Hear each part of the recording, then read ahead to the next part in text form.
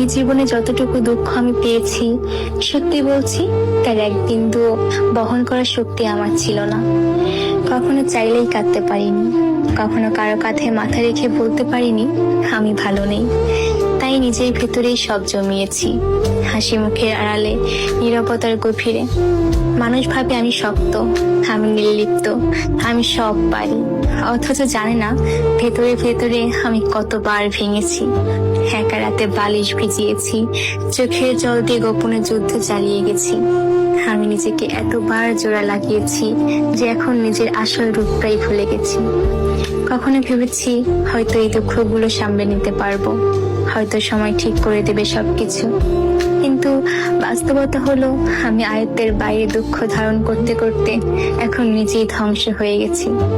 এখন মনে হয় আমি আর আমি নেই, আমি কেবল এক ভাঙা মানুষ যার ভেতরে অনেক কথা জমে আছে, কিন্তু শোনার কেউ নেই।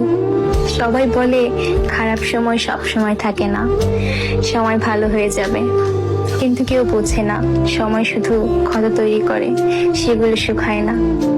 আমি এখন কেবল একটি নীরবতা, মুখে হাসি, চোখে অন্ধকার আর মনে একরাশ দুঃখের বোঝা নিয়ে প্রতিদিন বেঁচে থাকার অভিনয় করে যাই।